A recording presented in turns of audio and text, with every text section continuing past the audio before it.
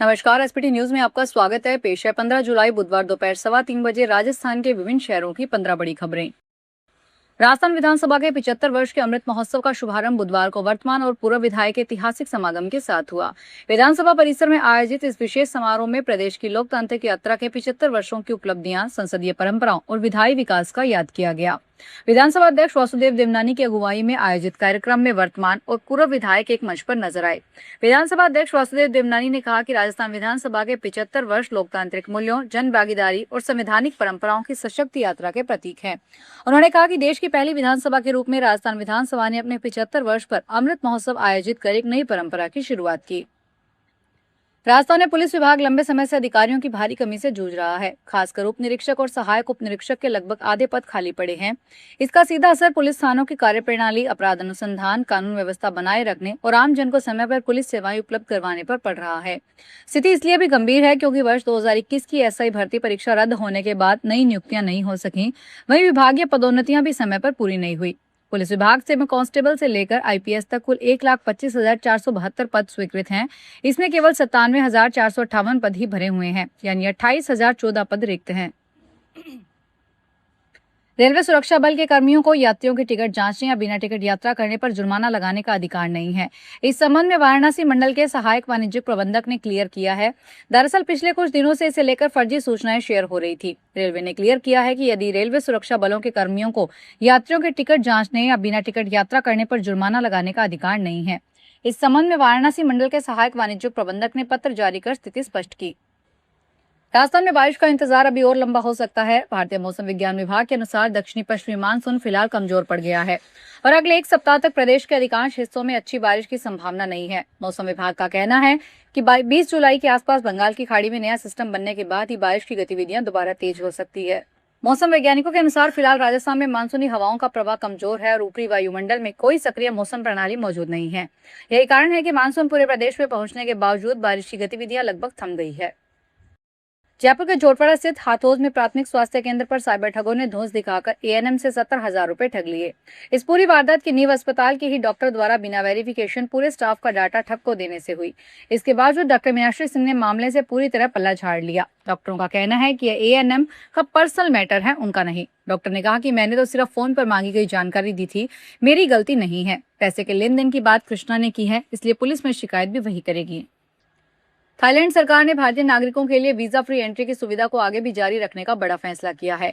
हालांकि इस बड़ी राहत के साथ सरकार ने एक नया नियम भी जोड़ दिया है, जिसके तहत अब भारतीयों के यहाँ ठहरने की अधिकतम अवधि को 60 दिनों से घटाकर 30 दिन कर दिया गया है। थाईलैंड के पर्यटन मंत्री सुरासाक ने इस नए नियम की आधिकारिक जानकारी दी है। उन्होंने स्पष्ट किया है कि भारतीय सैलानियों को पहले की तरह थाईलैंड जाने के लिए पहले से वीजा लेने या वीजा ऑन अराइवल की लाइन में लगने की जरूरत नहीं होगी।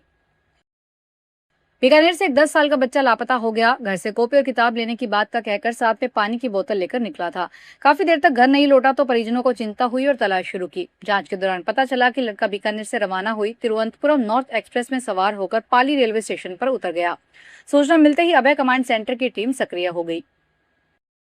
रेल यात्रियों की संख्या बढ़ रही है। यही कारण है कि अधिकांश रूट की ट्रेनों में कंफर्म टिकट मिलने में परेशानी होती है।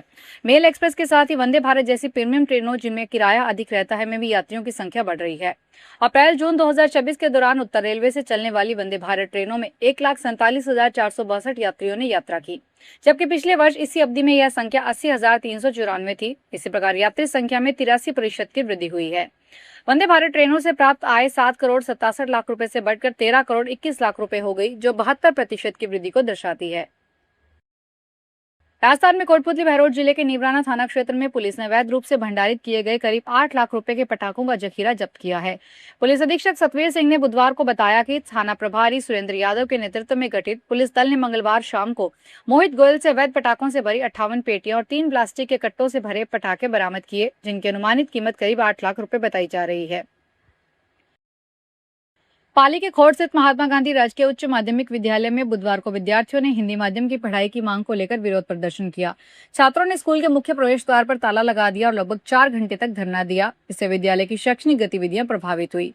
उनका कहना था कि क्षेत्र के अधिकांश छात्र हिंदी माध्यम से पढ़ाई करना चाहते हैं, लेकिन अंग्रेजी माध्यम में होने से उन्हें विषयों में को समझने में कठिनाई हो रही है। इलाहाबाद हाईकोर्ट ने एक दंपति की याचिका पर सुनवाई करते हुए बड़ी टिप्पणी की। हाईकोर्ट ने कहा कि तलाकशुदा पति की सैलरी का 25% हिस्सा पत्नी को गुजारा भत्ते के तौर पर देना जरूरी नहीं है।